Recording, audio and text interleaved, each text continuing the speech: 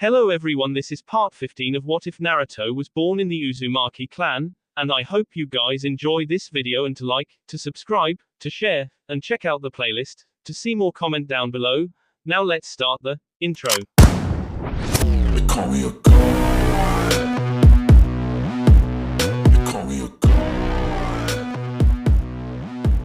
They call me a god. Join my membership, the perks are great. It's in the description. A scowl was fixed on his handsome face as he approved the construction of a new building in the Western District. Next was up the squabble between two noble families who were laying claims to the wealth of another noble whose entire family was wiped out, leaving their wealth open for contention. To his relief and discomfort at the same time, Kumo had managed to ruin Azu physically, but the Uzukage and his followers had made sure to seal all of their clan's wealth, be it money, gold, diamonds, jutsu, or ancient knowledge, be sealed in the Great Vault. Only the sword of the Uzukage would make the tough seals to open up. Apart from that, it required the be of an Uzumaki, several complex sealing techniques, all of which he had learned over the past week from the ancient scroll left in the secret room of the Uzukage. One which he had known for years courtesy of Katsuro-sama showing it to him as a child. It had been a game back then, as the third had asked him if he could keep a secret. Being an innocent child and one who admired his leader, Naruto had unknowingly agreed. But now he could see many of the reasons behind Katsuro's actions. The Uzukage had made sure he was well fed and housed, he was given proper training in the academy, special training in the hunter program which was supervised by Katsuro many times. Whenever the third got some free time, he would spend it teaching Naruto about the history, laws, and various houses of their clan. Not to mention politics and warfare. Back then he had been overjoyed as a boy to be personally trained by such a great warrior and considered himself extremely lucky. But now he knew that he was being groomed for this position his entire life. A position he never wanted. One he still didn't want. He was an and good at warfare. The battlefield was his home, and not some wooden desk in a small office. But his people had asked him to lead, and his honor as an Uzumaki compelled him to obey. His loyalty to his clan, which was his greatest strength, had now made him a caged fighter. As the fourth Uzukage, he had to be the benevolent, honorable and a brave leader like the ones before him. Even if the truth was that he was far from any of that. The people might love him, but he hated his job and wondered whether the previous Uzukages also thought the same. Thankfully, Kumogaku would not be coming for his village or his people. More than half of their army was and the rest were either injured or low on morale. The third Raikage and his son were all in thanks to Minato Namikaze. Naruto shivered on imagining the true strength of his father. It finally took the Eight Tails Jinchuriki himself to K the Yellow Flash, but in doing so KBS his own life as well. He walked towards the map of the shinobi world and put a large red cross over Kumo. One of the great villages responsible for the suffering of his people was destroyed. It would take decades for Kumo to recover, and by then the other nations would make sure it never rose back to its old glory. He would personally oversee that, and all this had costed him was a father. Looking back at everything made Naruto come to a startling realization. One which shook him to the core. He was his father's son. Not just in but in beliefs and the way they both lived their lives. Minato's loyalty to Konoha and his honor as a ninja costed him his family and in the end his life. He is a hero to his village by destroying an entire nation who had been Konoha's greatest compor, but Minato never got the family he desired the most in his life. Naruto respected his father greatly as a ninja because he himself was no different. The young Uzumaki himself had always placed Azu and its people above everything else, just like his father did for Konoha. They both were willing to fight and for their villages. It was the same sense of duty and honor which made him reluctantly accept the law of Uzukage, and Minato to continue serving his village. Kushina had been keeping to herself and bearing her grief silently. He was thankful she had not approached him yet because he didn't know what to do with her. He had promised Minato that he would protect her, yet she was Konoha's most powerful weapon. Every day she stayed in Azu, the more his people faced the prospect of Konoha's wrath. Now that Minato was Konoha would be in panic and its leadership desperate to unite its forces under a common cause. What better than getting their Jinchuriki back? My honor would be my downfall. Becoming the Uzukage should have alleviated his power and galvanized his dreams of revenge. Instead, he found himself forced to become a leader his people wanted and lose the person within him. All his life he had always wanted to be just Naruto Uzumaki. Now he had a feeling he would only be remembered as the fourth Uzukage. His shoulders slumped as depression clouded over his heart.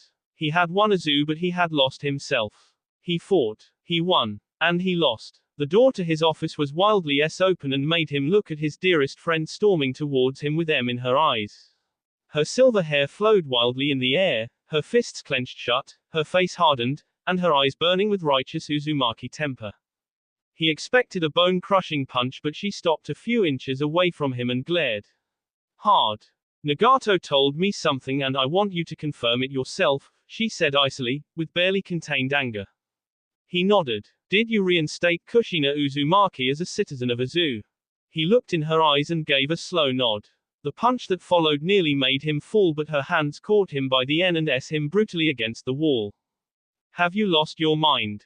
Shrieked Akeno. I gave my word that I would protect her, he revealed silently, making her grip on his N even harder, nearly choking him to death. That woman is Konoha's B Jinchuriki. That entire F village will burn us all down, said Akeno in a terrified voice. She's my mother. Her gaze softened a little, but her glare didn't vanish, her grip on his N never became loose. She abandoned you, she said hesitantly, knowing how painful this topic was for him.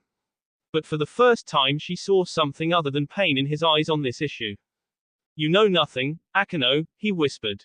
Akeno gave a heavy sigh and lowered him to the floor and removed her grip from his bruised N. It doesn't matter, Naruto. She is a Konoha ninja and lived her entire life in that village. Do you think she'll stand by and watch us burn it down? Are you truly sure her love for you is greater than her loyalty to Konoha? She asked worriedly. His silence was the answer to all her questions, and Akeno felt fear in her heart as she saw a shadow of Minato Namikaze in him. Like father, like son. The last time your father made a choice, an entire family burned. You make this choice, our entire village will burn. His hands were shaking, his eyes full of uncertainty, and Akeno could see he was trapped. She took his face in her hands and gently stroked his cheek. Regardless of your choices, I will fight and S for you. So will Nagato and every Uzumaki, she promised without flinching. I don't want any of you to S for me, he said miserably. I will never trust Konoha or its people, even if they are your family. Not after everything that has happened. Have you forgotten how they butchered our people? How they took our clan children hostage? Have you forgotten it all? Asked Akeno disappointedly, and saw the anger ignite in his eyes.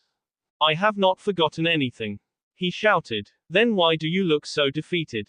Where is your fire for justice? She waited for his answer and saw the raging series of conflicts in his eyes. Something had happened that had made him lose something important within him. He looked in her eyes and she felt his breath hit against her lips as they stood so close to each other. She never made a move, but he did. There was desperation mixed with passion as his lips clashed with hers. He s her against the wall without caution as his hungry lips continued to devour her own. She returned his gesture and in turn felt the conflict raging within him. Naruto, there is. The two friends quickly broke apart and saw Nagato standing at the door with an amused smile on his face. About time, he said with a mischievous grin, and ducked as Akeno threw a chair at him. Have you forgotten how to knock? Nagato Barker, yelled the blushing girl. It's not what you think, said Naruto hesitantly, hoping the other boy would drop it, but instead it earned a chuckle from his friend, much to Akeno's growing embarrassment. One look at the boy and Naruto knew Nagato was not going to let this go. Not after suffering this little game between his two best friends for years. You know, our clan is quite small now. You two should give us some good little children. Granted, they'll be as crazy as Akeno and broody as Naruto, but Nagato. Naruto flinched when Akeno unleashed her sword, her entire face brightly blushing and righteous feminine fury shined in her eyes. I'll see your S for that, promised Akeno, and ran after the other boy with her sword raised high. Nagato chuckled, threw a scroll towards his other friend and ran as Akeno rushed after him, madly shouting a litany of threats and curses. A smile came on Naruto's face and he felt the despair vanish from his eyes on seeing his two best friends. His hands touched his lips, which had been K Akeno moments ago.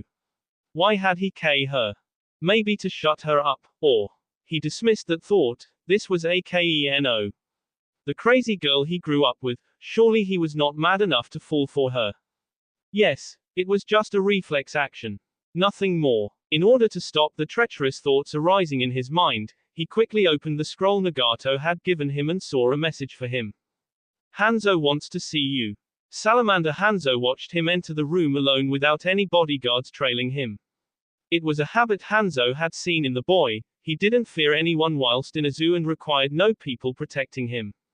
Instead, he had every available man and woman working to rebuild their village's defenses and other important locations. The boy was flexing his jaw and there were fading marks of a bruise on his N. His lips were a little swollen in a way that could only be acquired by one thing. He shared a glance with Galatea to see a nicely hidden smirk visible on her face. She knew exactly what must have happened with the boy. Girls, she muttered playfully, earning a sigh from Mifune. Lord Forth greeted Hanzo, and smiled on seeing the boy groan. I already have more than enough people calling me that. Let's just stick with Naruto, shall we? He asked irritatedly, as he grabbed a seat in front of Am's top leaders. Hanzo was the leader of his village, Mifune the leader of samurais and Galatea the Junin commander. They had helped him regain Azu from the enemy's hands and despite his good relationship with them he doubted they didn't expect something out of their aid. They had already more than a dozen men of theirs in his name and were offering food and medical supplies to his clan. What are your future plans both as Lord Forth and the Akatsuki leader? Asked Hanzo seriously. Kumo is decimated, your village is not in any danger from that side at least, pointed Galatea. The icy glare in the boy's eyes showed Hanzo that neither had he forgotten nor was he going to forgive anyone. I promised the Raikage that I would bring fire and be to his lands. I intend to keep my word, promised Naruto. Kumo will not be a problem to anyone for a few decades at least. Your father made sure of that by half their army, the Raikage and his son, along with their last Jinchuriki. Why didn't you stop such a powerful man from going to his death? Minato would have made a valuable ally, said Galatea with a frown. A bittersweet look appeared in his eyes as he stared at his village from the lone window in the room. My father would never betray Konoha. Siding with me was not possible for him, I let him go because it served both our interests. I gave him an honorable death, not many ninjas get that, said Naruto sadly. A heartless move, said Mifune flatly. We both did what we thought was best for our people. The sadness present in his voice made the Am leaders drop the point.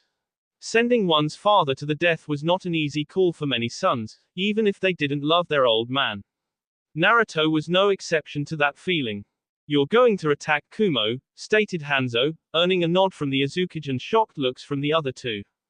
With what army? Kumo may be beaten, but they still have nearly 4,000 plus warriors and the daimyo's forces. They don't have a leader right now, but if you attack it would give them a single enemy to unite against, warned Galatea. Mifune saw the boy's eyes fixed on the map of the ninja world hanging on a board in the corner. In those eyes, Mifune saw a madness only few men had in their lives. It led to either great revolutions or great tragedy, only time would tell what Naruto Uzumaki would bring. I have 1,000 Uzumaki warriors and nearly 500 Akatsuki forces. If you support me with your samurai then I'll have 3,000 strong force in total. I can win entire Kumo with that, he said confidently. Naruto was not surprised when Galatea s her fist on the table in anger. Fighting on Kumo's turf, against their army that would outnumber us twice. You're insane, insulted Galatea. I will not allow my samurai to be caught in the war of shinobi. We have already done our part, stated Mifune flatly, giving him a stern glare.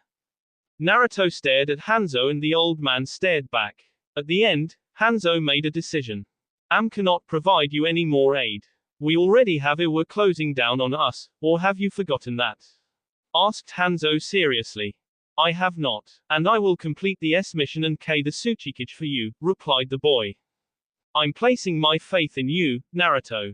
Don't make me regret my decision, warned Hanzo, leaking some of his K intent which had no effect on the boy except for earning a determined nod. You know I always repay my debts. But while you see wars in the traditional sense, I see a game much powerful than that. Not all wars can be won by swords and even without your aid I will win over entire land of lightning without even one of my soldiers. The sinister gaze in the boy's eyes was enough to show the remaining three that he was up to something nasty. Now that they knew he was the Akatsuki leader, they were more wary of his tactful mind that orchestrated the famed ambush of Konoha forces. He may not be as physically powerful like other cages, but he had the cunning mind that could put many men to shame. Hanzo knew that the boy was fully aware that he could not defeat any of the great villages with brute force. Yet he had a feeling that every step taken by the boy was connected to a much bigger game. Retaking Uzu might not have been a part of his plan, but he seemed to have benefited more from this move. He was young, charismatic, powerful and handsome.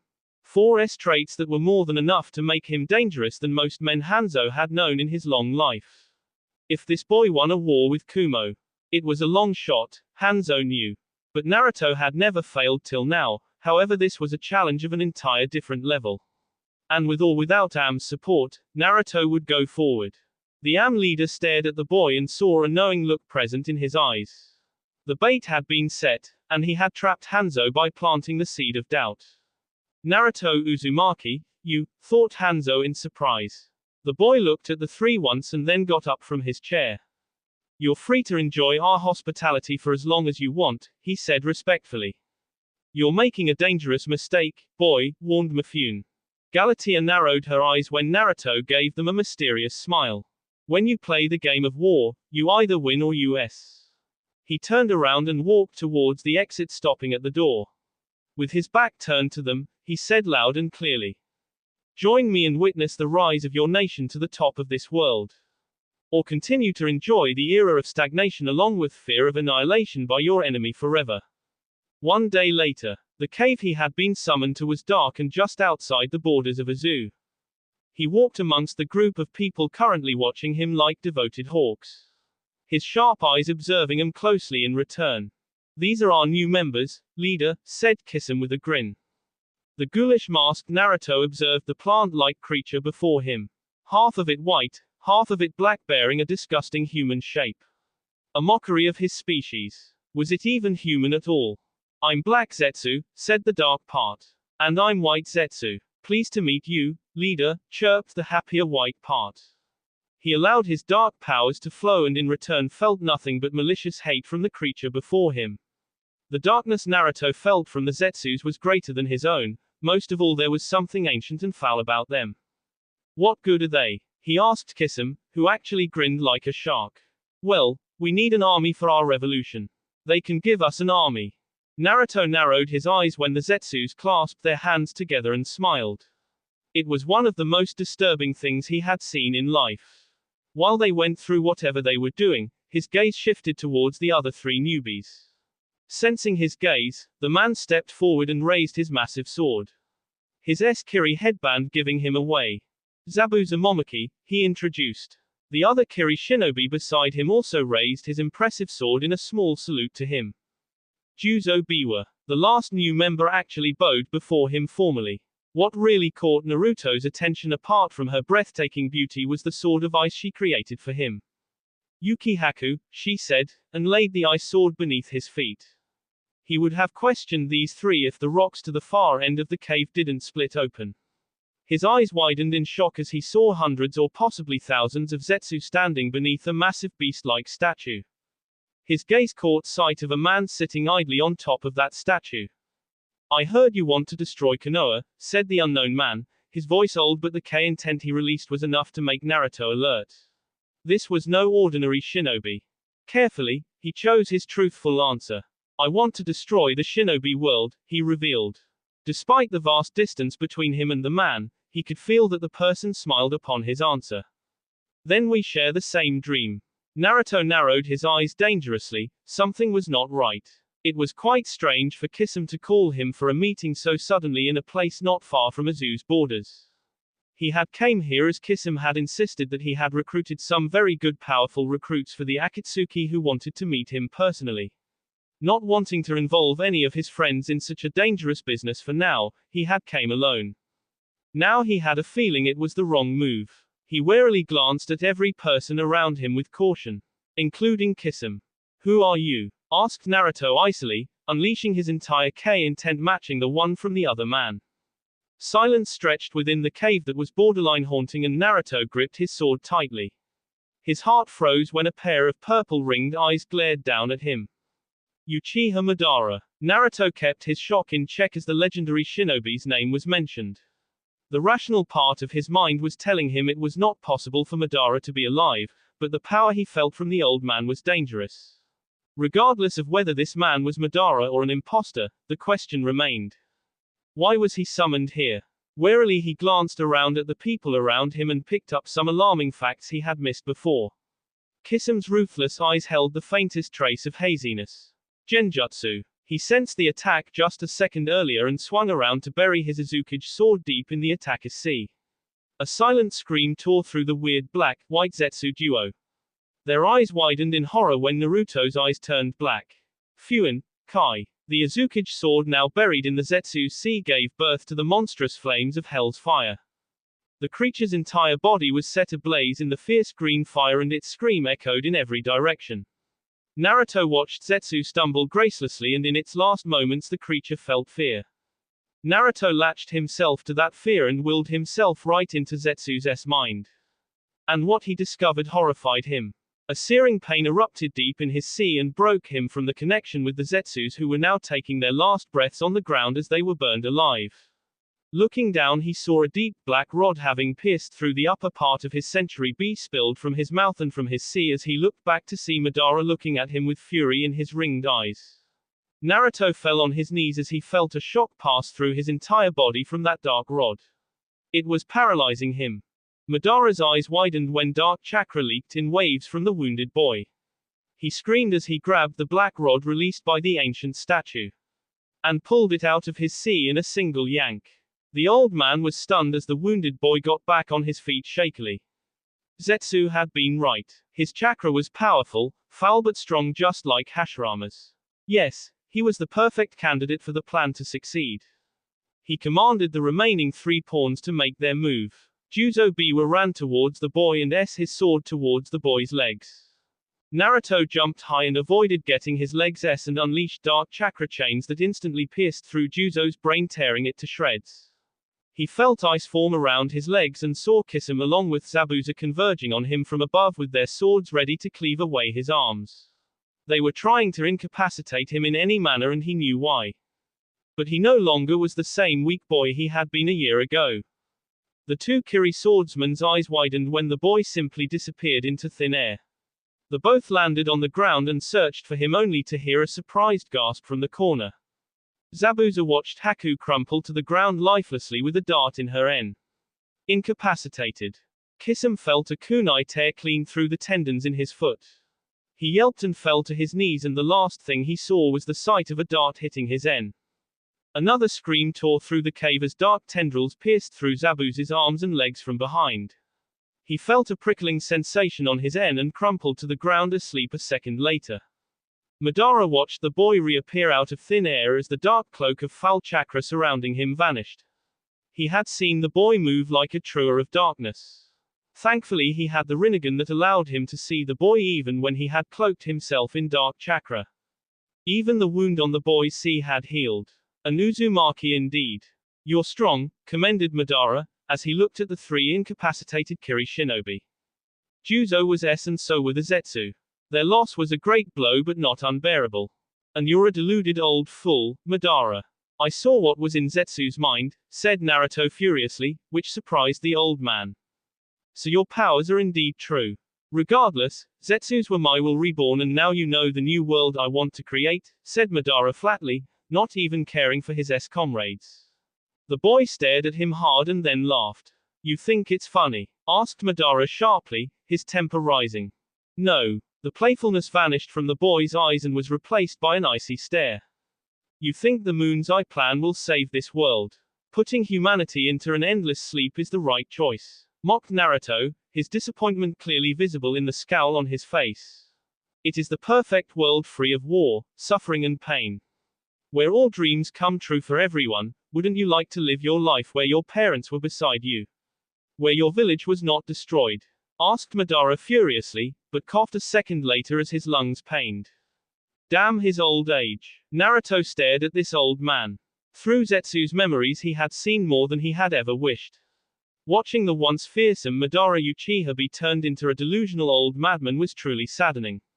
His gaze shifted towards the Zetsus who were burnt to ashes courtesy of Hell's fire. A shiver ran down his spine as he recalled who they truly were and what the true plan had been for the world. They had used Madara. Now they had wanted to use him too in order to launch apocalypse on the world instead of saving it. No, that monster must never be awakened. The world you desire is not real, Madara. The real world is full of pain and at times I wish it to be different. I wish my parents didn't abandon me, I wish that my village was not attacked, I wish many things to not have happened, confessed Naruto, sadness present in his voice. Then you know more than anyone that mankind will never have peace. They will always wage wars and inflict suffering on each other. We have to end this cycle so that everlasting peace comes to our race, proclaimed Madara. But Naruto shook his head. Peace must be earned, Madara. Not passed on like an heirloom, each generation of man must strive for it or else they will forget its value.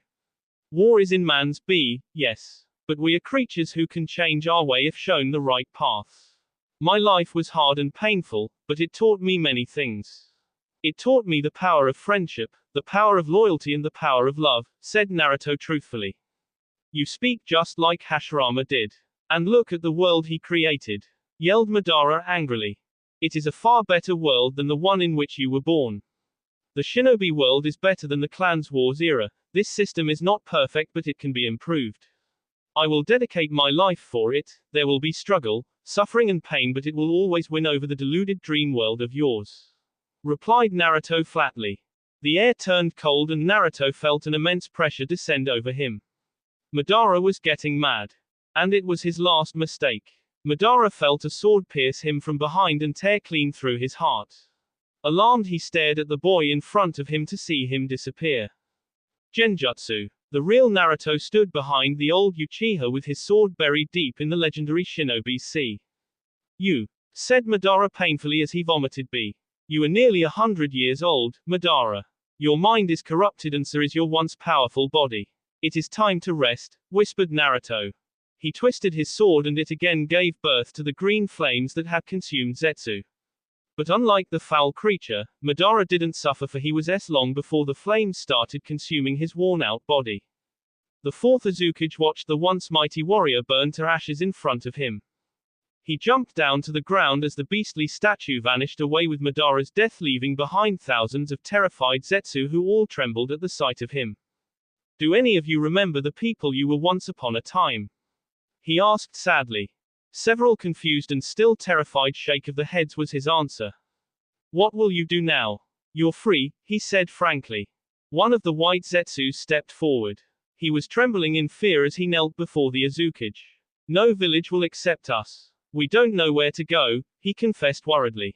What good are you and your fellow brothers? Asked Naruto curiously.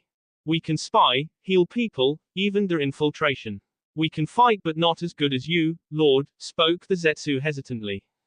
You can call me Lord Uzumaki, directed Naruto, earning a nod from several Zetsus. Why did you all serve Madara? Did you believe in his moon's eye plan? Asked Naruto seriously. The Zetsus looked at each other and he sensed hesitation in them. Even the one who had chosen to speak to him looked at his brothers for several long moments before turning to him. Madara promised us a peaceful world where we all could exist alongside humans. All we want is a place to live, said White Zetsu feebly. How many of you are there? 30,000 or a few more? My lord, said White Zetsu. Naruto's eyes slightly widened on hearing the numbers. Looking into Black Zetsu's memories had shown him that these clones had no need of food and water. They were excellent spies, not so good fighters but could be used as a decent army in dire needs.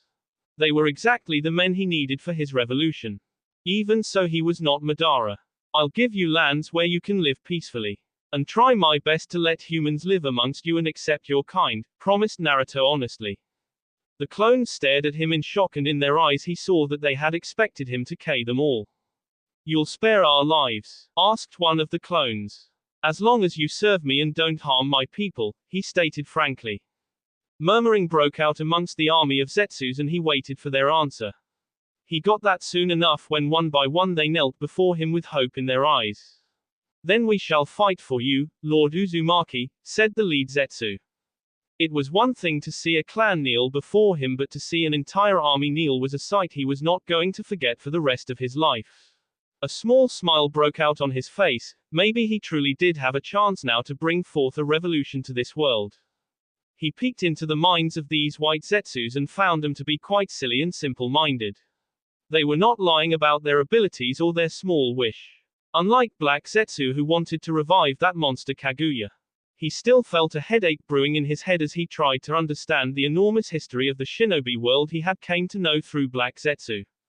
But if there was one thing that was made clear to him today after Black Zetsu's memories was the fact that he had to kill the entire Uchiha clan. Promise me. Promise me. Promise me. His father's words rang deep in his heart, and for the first time he felt the true burden of the promise he had given to Minato. Kisame slowly opened his eyes and felt a cold wave of air brush against his body. As his vision cleared, he found himself lying in a bed with white sheets.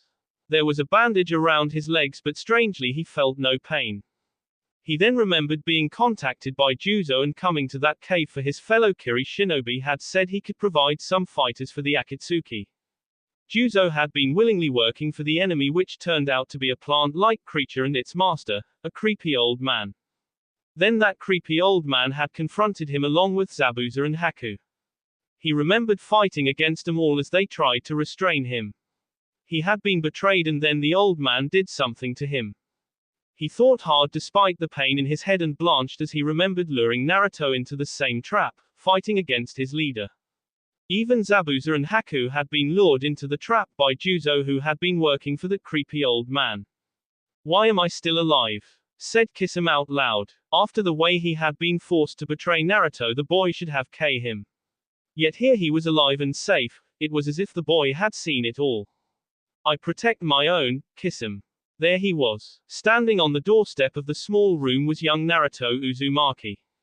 He was dressed in traditional winter clothing and had his cage sword resting on his hip. Instead of being angry, the boy was smiling and relaxed.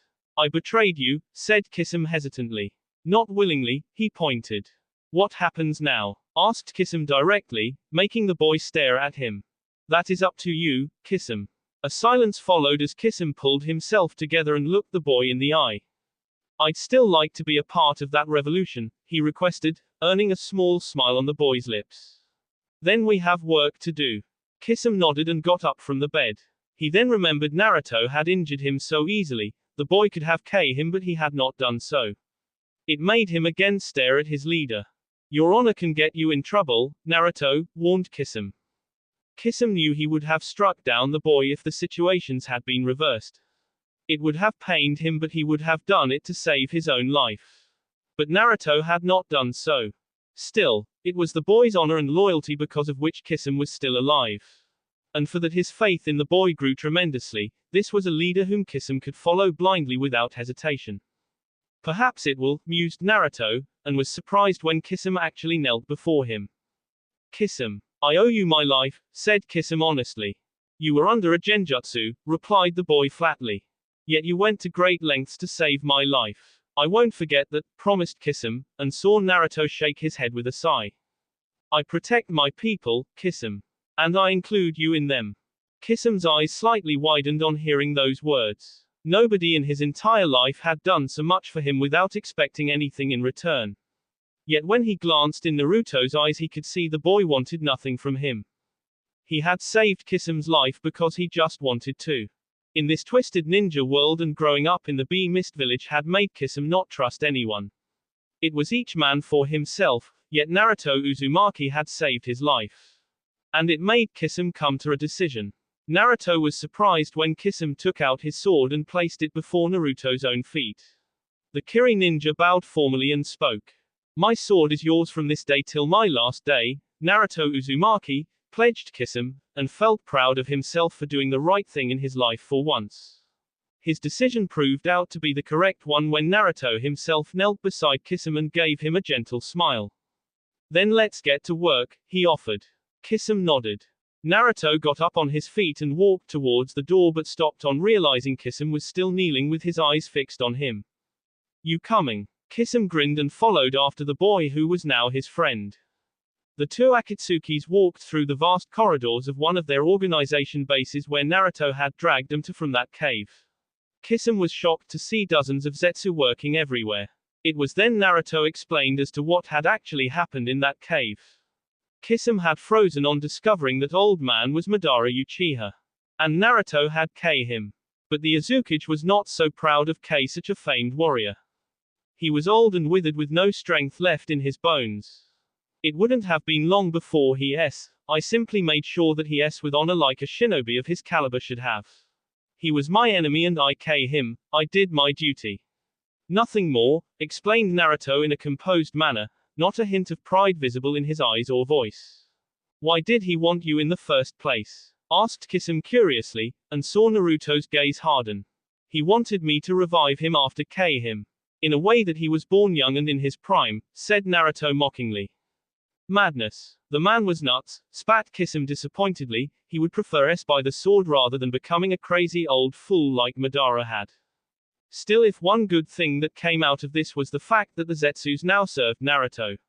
And they were a lot. Naruto didn't reveal the fact that Madara had possessed the Rinnegan. If the Uchiha had not been so old, he would have them all like flies with those eyes which were once borne by the Sage of Six Paths himself. Naruto had known the true power of those eyes through Zetsu's memories. How the Sage of Six Paths had used the Rinnegan to defeat his mother Kaguya.